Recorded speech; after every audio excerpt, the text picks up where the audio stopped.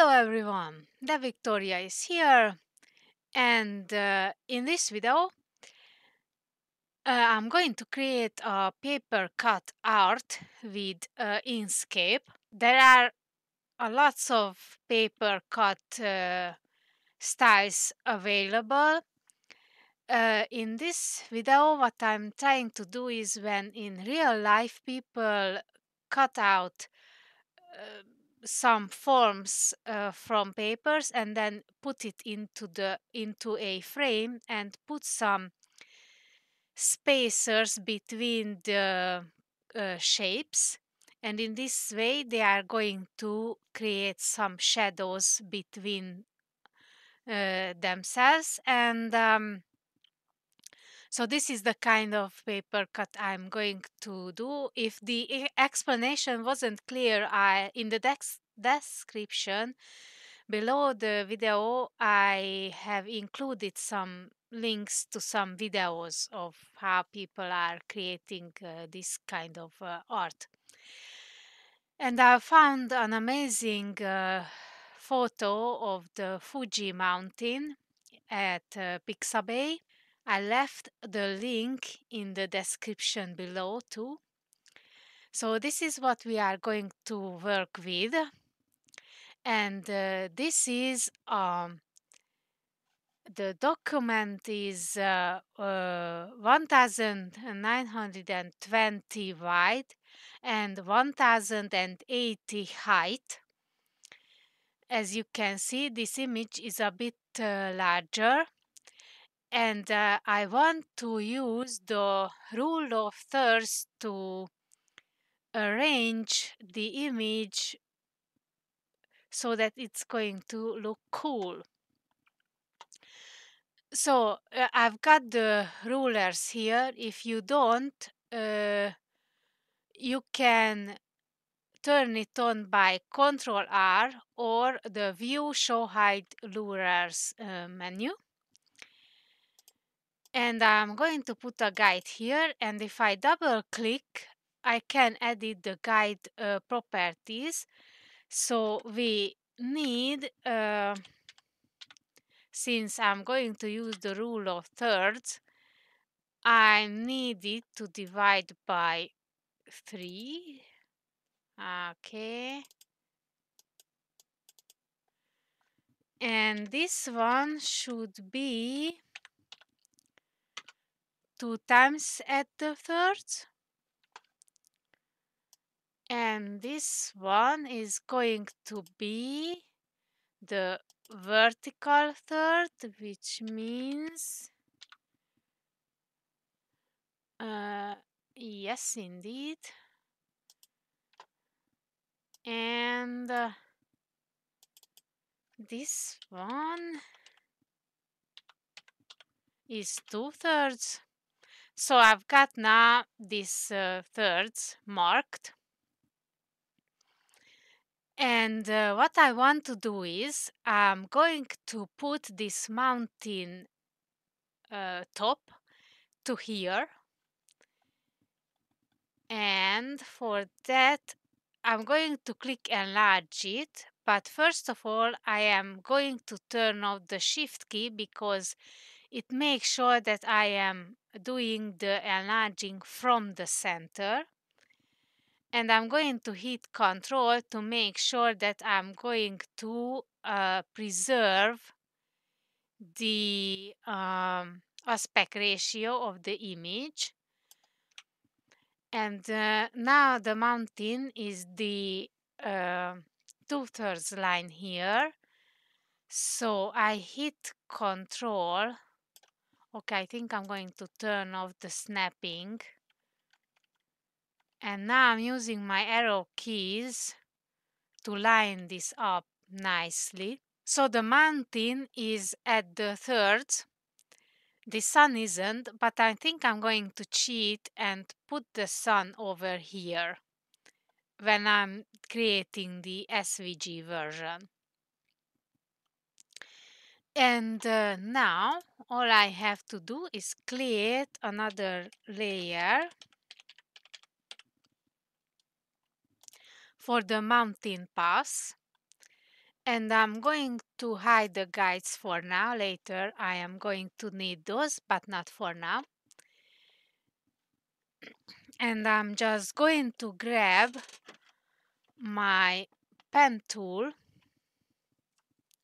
or my digital pen and make sure that the pressure sensitivity is off, because we are going to do is trace the outline of the mountains.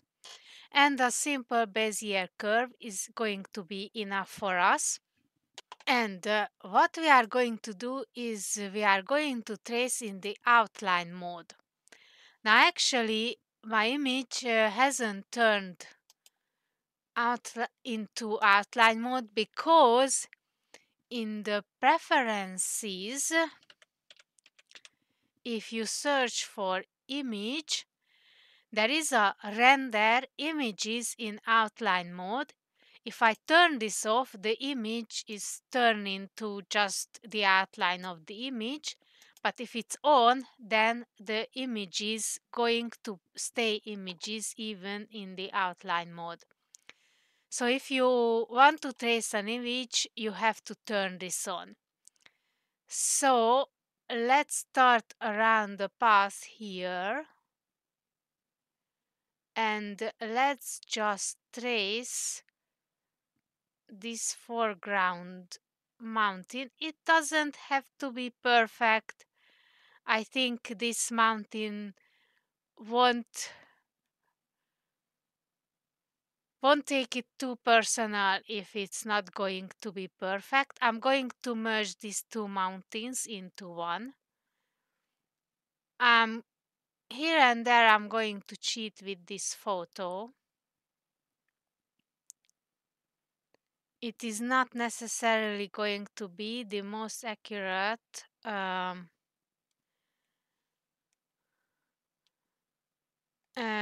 representation of this photo, but we can have this freedom here. It's totally not a problem. Now, well, the next mountain is, as you can see, it doesn't finishes, but I'm going to finish right to the side because I have some other plans with this image. And for that, I think I prefer to trace this to the other side.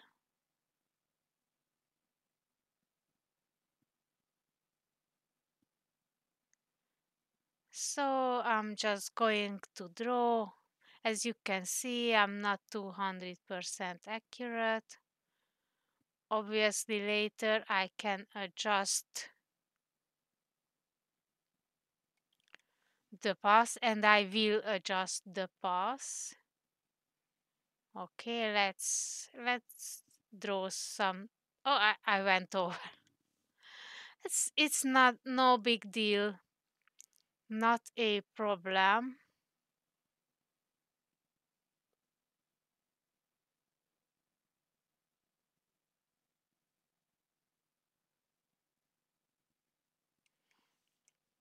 As you can see, if I have to move, I can. Since I'm not using pressure sensitivity, I can continue the path where I left off totally comfortably. It's fine. Oh, and I don't need to draw any further. And actually, I might remove this because there is just this little line left, but that's this for later. Now, actually, the next path is basically there is some sort of lake or some horizontal fog or some sort here. So I am using the rectangle tool with R, and I assign the L key for the shortcut of snapping. By default, it is the percentage symbol. So I am just going to snap to the page.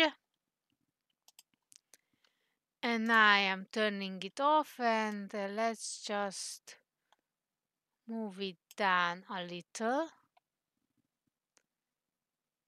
Okay, I think it's fine like this. Let's zoom in, and let's switch back to the pencil tool and save. And let's do these, or let's do a outline of these mountains.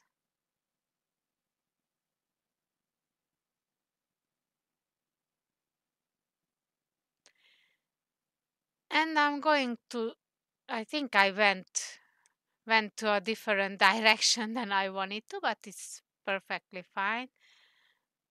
I am going to do some corrections later. I am just making sure that there is some mountain left here.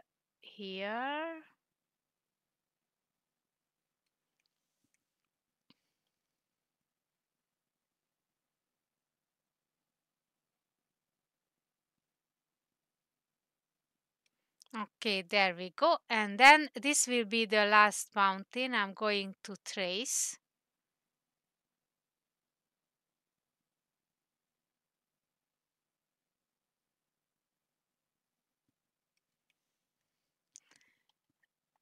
And I'm going to try to be a bit more precise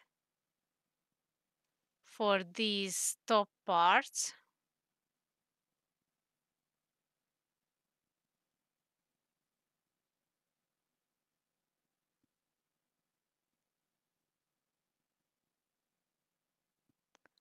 Because this is the kind of the feature mountain that is the most important. And I'm just going to simplify this last mountain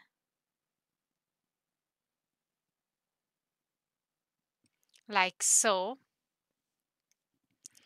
And now I can move the my pen aside. Let's save it. And then let's go back to the mouse and keyboard, and let's further adjust these mountains. And let me turn off and just make sure that only one is left here. Okay. Let's grab the selection tool with the S shortcut. And let's go to the Bezier tool, or the pen tool if you like, with the B shortcut. And first let's turn on the snapping, and let's make sure that these lines are end and page border here. Let me just, oh, the snapping is causing us a bit of trouble, but that's okay. Let's turn it back on. Let's go to the pen tool, and now if I click here, I can continue the path I had created before, and I can finish it off with a nice straight path with the pen tool. Let's do the same thing. So let's go with N to the node tool.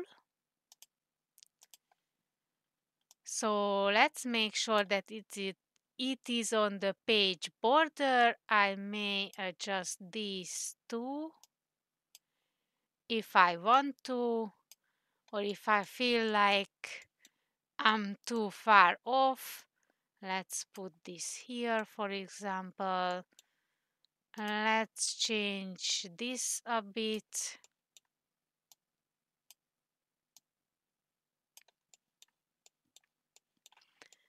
And then let's make sure, I think I can delete this node because I don't need it, that we are at the end of the page. And let's grab our pen tool, click here, and then finish it off like so.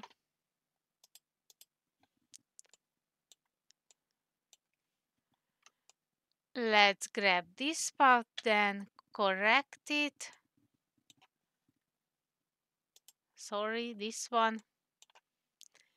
And as you can see, I left a bunch of notes here, so I can press the delete key to delete them. And let's just put this here. And let's adjust the shape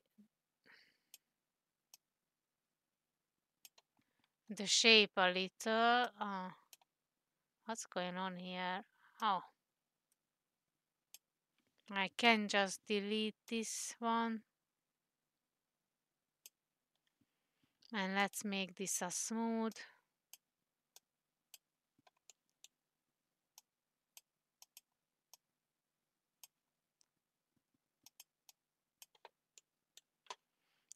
I'm a bit off here, so I'm going to correct this.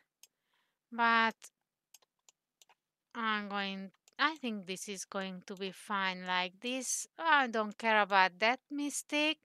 I just want to make sure that this ends here, and I think I'm going to just adjust this handle a bit. Let's grab the pen tool, click here and here.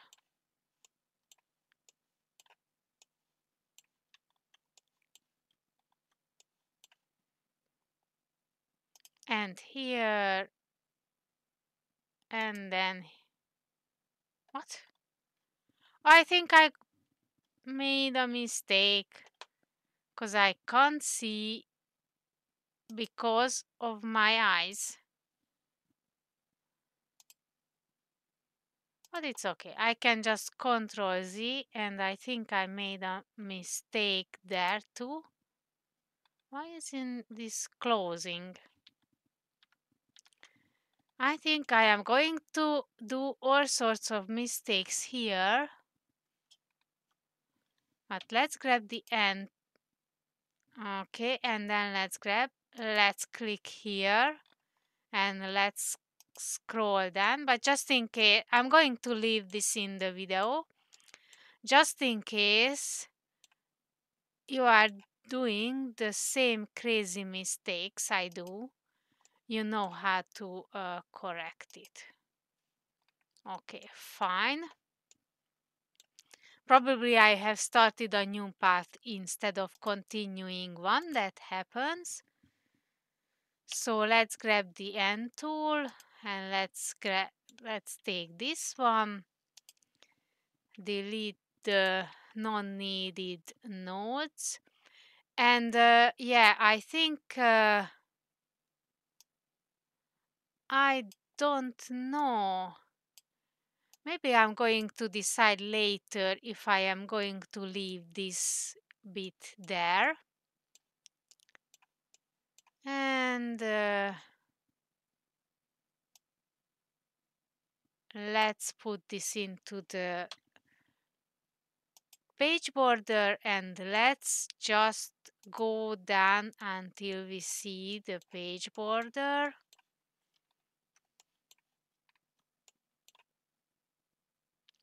Page corner and this note here. Nice. With the rectangle, I don't have to do anything. Let's grab the node tool.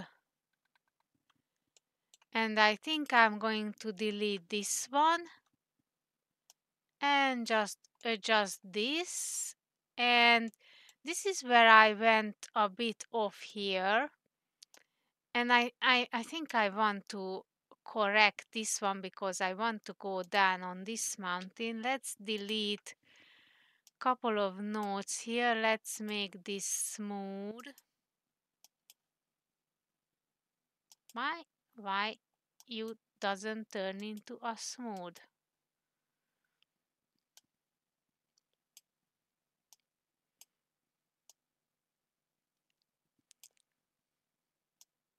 Okay. Okay, I think this is going to be fine like so. Maybe I'm going to do some correction here as well. Okay, nice. Nice. Let's check the other side. Let's put this into the page border and let's grab the pen tool.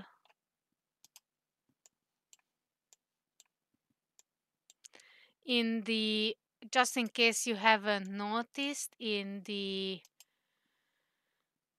right bottom corner of this video you can see what kind of keys I am pressing, just in case it helps some of you to follow me. So node tool, this part, yeah, I think I totally don't need these end nodes. And I think that can stay as it is. Let me check the top because that is important, that is stays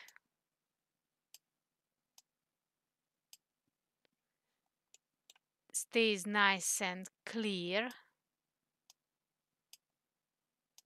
or at least this top part. And let's snap it to the page border and let's grab the pen tool, B key, and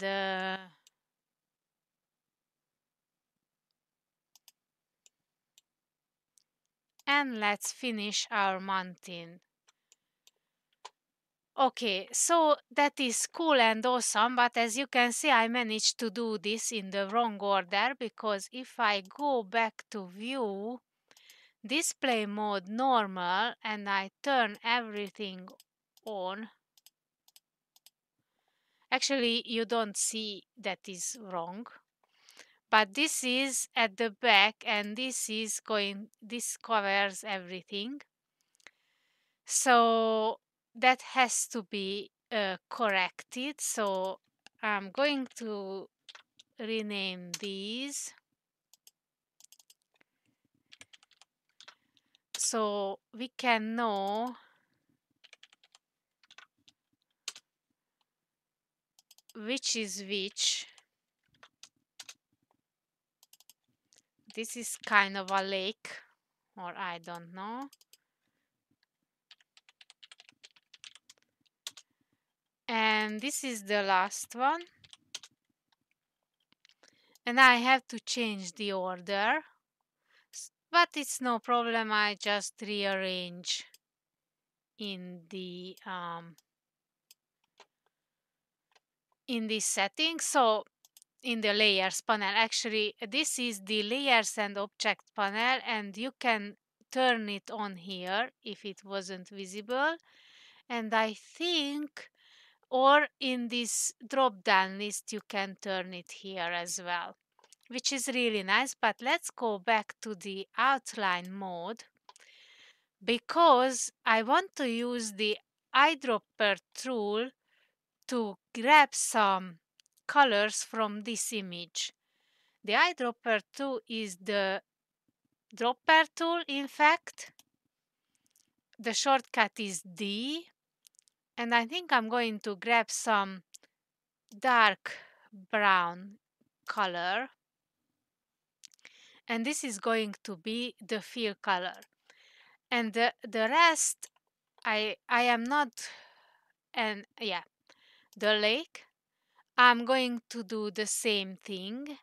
So I'm going to grab some nice light color, but the rest of the mountains, I am not going to do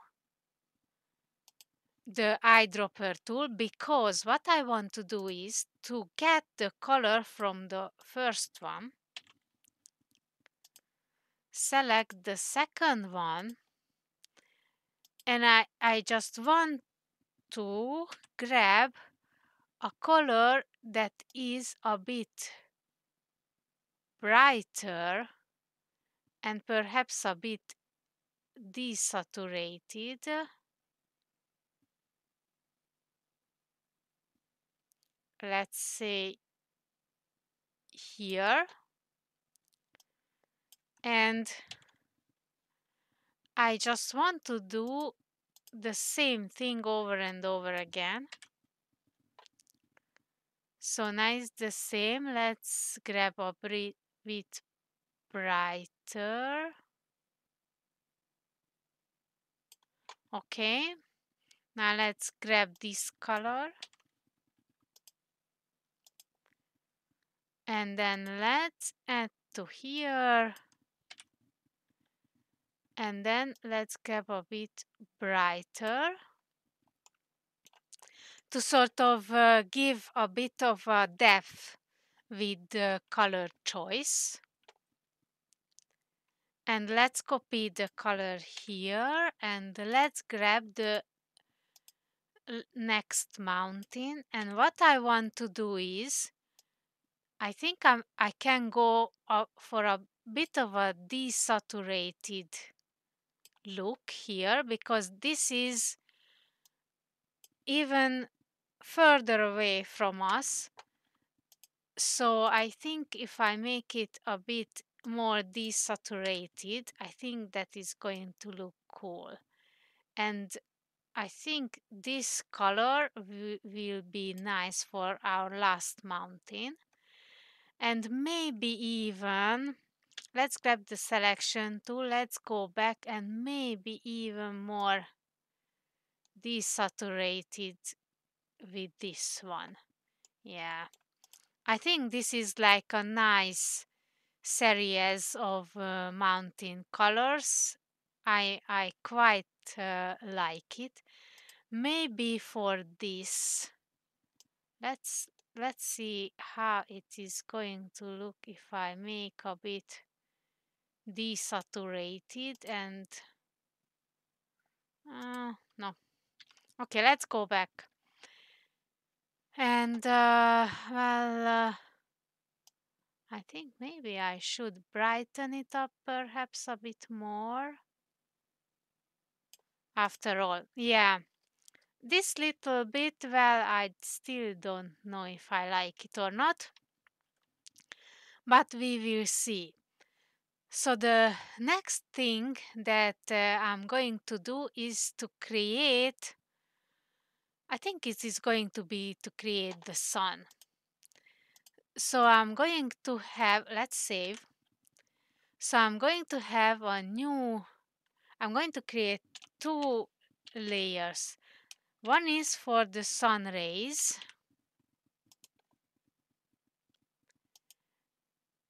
And one is for the sun itself. So the sun rays are going to be a bit more difficult. And I'm still going to keep the guides here, but I need a new vertical one here. And let's hope that I can snap the guide to the guide intersection, because this is where I want to have the sun here. And now I kind of hoping that I'm selecting the right guide with the right center, and I'm going to rotate this around 4 degrees. Let's try with 4 degrees. And I'm going to double click and I said duplicate, and now I am going to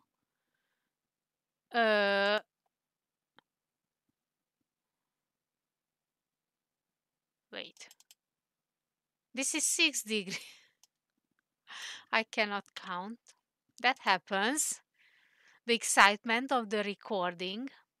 Okay, now the snapping is on, and I would like to show you my snapping settings, because this is important that you have to check the snap to guidelines, because what we are going to next is important that the snapping are working correctly.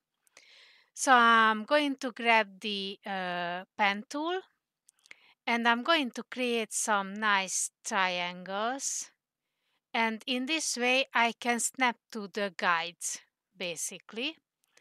And I'm going to hold down the control key, and I can move this to horizontally if I want to, and I want to. And then I can put it here and here.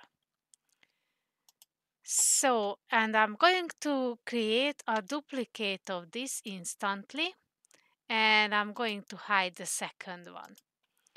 So the first one, I'm going to create some create tiled clones, because I want to clone this, and I'm going to hit the reset button. The shifts should be -100 because I don't want to move at all, and if it's 0 it moves, and I only want them to rotate. I need 1 row and 2 columns, and I want them to rotate 18 degrees per column. So let's create it. Oh, okay, just in case they did the same mistake, I forget to move the object rotation center to the bottom here. So let's do it one more time. So the shift is -100, rotation 80, create, and now that it leaves some gaps between the clones, and this is what I want because the sun rays are not continuous. And actually what it does, there is this one copy here, I don't really know if you can see it, which is exactly the same as my original path. So I'm going to delete this, and I'm going to put the path here, and I'm going to select all with Ctrl A, and I'm going to group these so I can handle them as one group. Now I'm going to grab my second path, and I'm going to create the same thing. And as you can see, it remembers my last setting. So I'm just, okay. So I copied this before I moved the origin.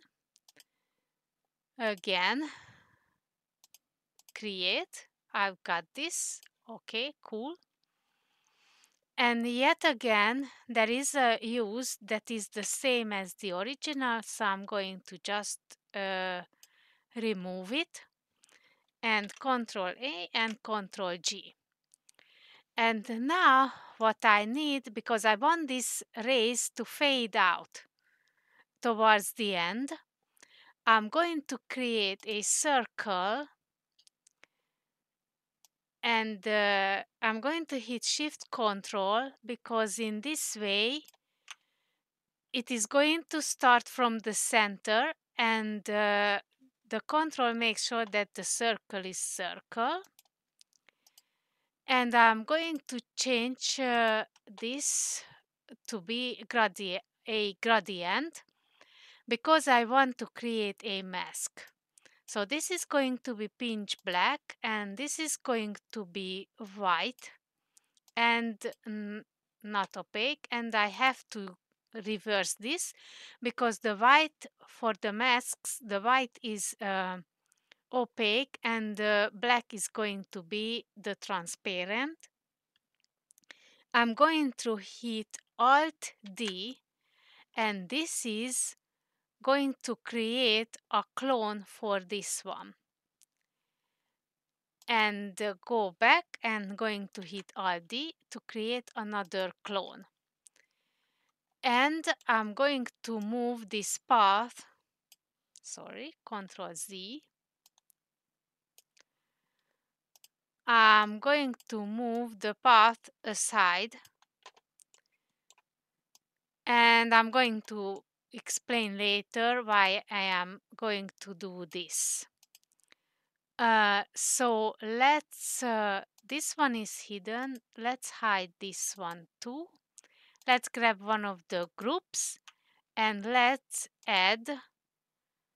set the mask with the right click and set mask. Okay, this is cool.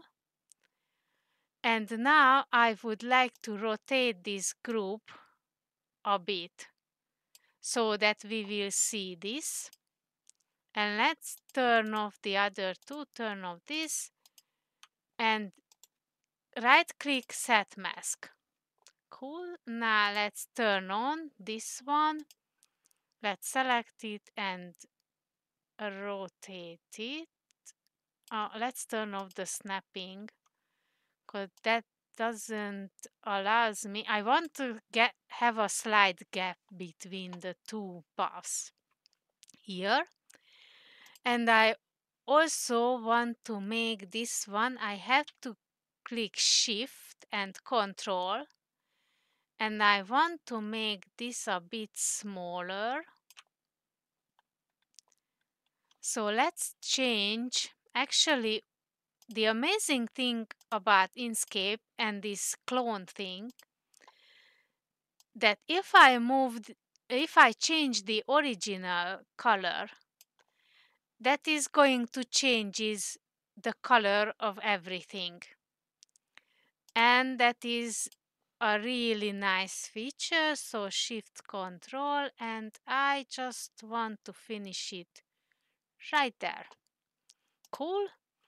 And I also want to change the base color of the other part, and I want this to be some sort of bright orange. And I think I can scale it down a bit too. I want this to go outside the edge of the image. Okay, so this looks nice. And I also want to make sure that the original path is blurred, but just a bit. And the same thing for the yellow one. Let's increase the blur just a bit. That is going to be nice. And now what I want is to grab my original circle and adjust the mask. So the problem is with Inkscape that you cannot edit the mask and see the effect at the same time. But with this trick that I managed to find online, you can. So actually I can reduce the opacity if I want, and I also can reduce the whole thing because I think it looks much nicer. Let me just turn off the okay, let's just not the opacity of this, and I think the sun rays are going to be a bit nice and subtle, just like on the photo. As you can see, it's a bit nice and subtle. So, and this is the effect I want. So this is cool. I quite like this one. And one last thing that I want to do is to change this effect layers blending mode. Now it's normal, but I can make it screen or soft light or hard light, and overlay could work too. I can make this screen, and this is going to add a nice subtle effect to it. Okay, And actually the circle is outside of the document, so it won't be in the final image, so we don't have to worry about that. So the next step I want to do is to create a background image, or more precisely a background gradient. So I think I'm going to create a new layer, background,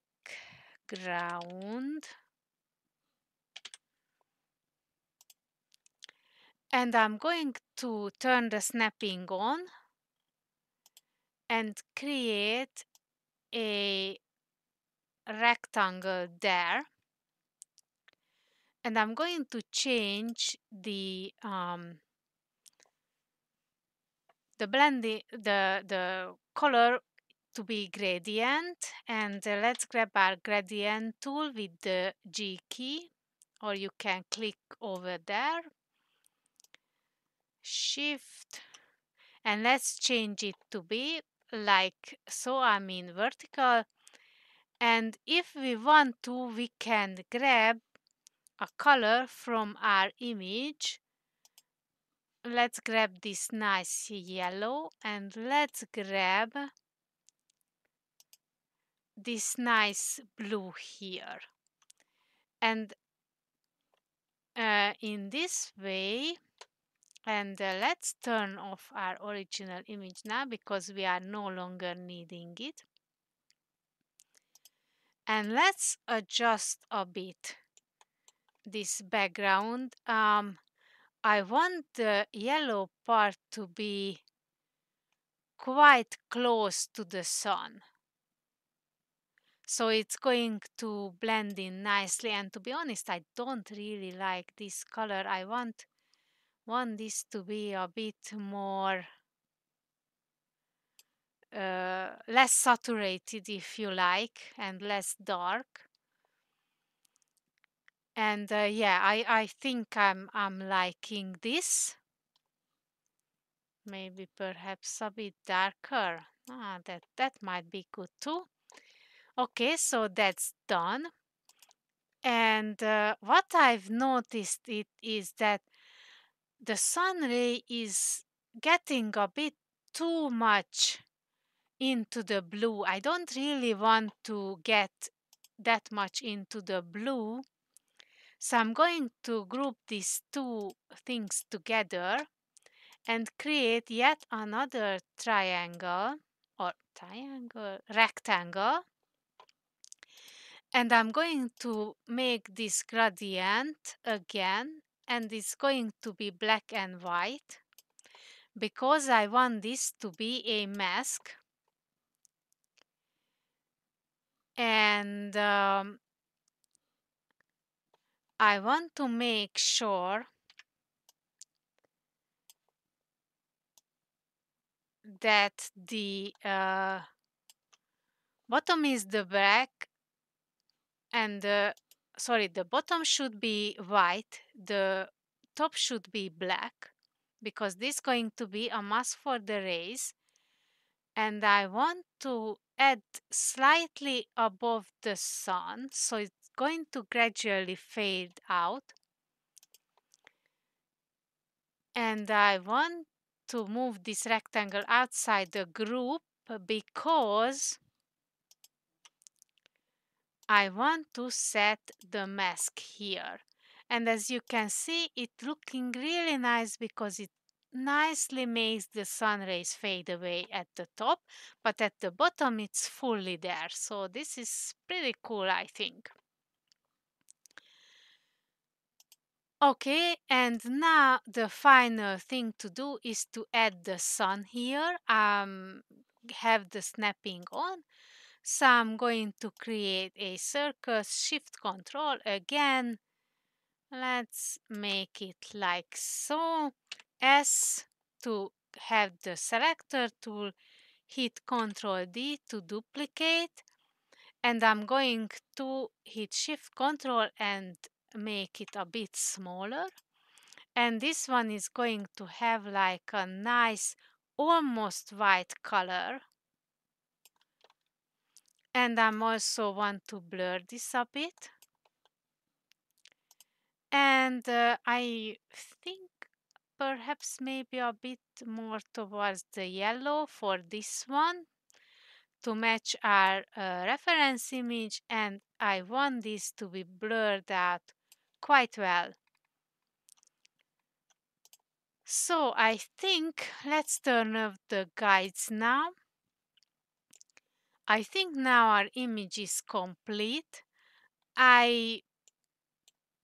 Or sorry, almost complete, because there is one more thing left. And that is we have to unlock the mountains. And as I mentioned at the beginning of the video, uh, these paper cut things, the papers in this are going to cast some shadow because they are going to be, when they lit, they are separated from each other, so they are going to cast shadow. How can we have this effect now? With the drop shadow, of course. And my assumption is that the light is coming from the top right corner, so the horizontal offset will be negative and the vertical offset will be positive, because if you can see, the Inkscape coordinate system is the origin is at the top right corner here, and the x is going to be positive in the from left to right, but the y coordinate is going to be increasing from top to bottom. So that is the reason why we need a negative horizontal offset and a positive vertical offset if the light is in the top right corner. And I added a blur radius. We can have a live preview here, and then we can apply it and close it, and this gives us some nice shadows between each layer. These are not too visible, but it's still there. And I cannot add this to the mountains layer itself, because then it would treat as everyone as one object, and that's not good enough. And also one last neat trick: with F12 you can turn off the side panel, and then you can have like a larger image for you. And I do apologize that on the second half of the video you wasn't able to see what kind of keys I were pressing, because I recorded this video in more than one part and I forget to turn on for the last part. But I hope you were still able to follow the second half of the video even in these circumstances. And I also would like you to leave some comments for this video, whether or not if was understandable, too fast or too slow, or boring, or whatever, because it would help me to create better videos for you guys. So I hope you have enjoyed this video, and see you in the next one. Goodbye for now.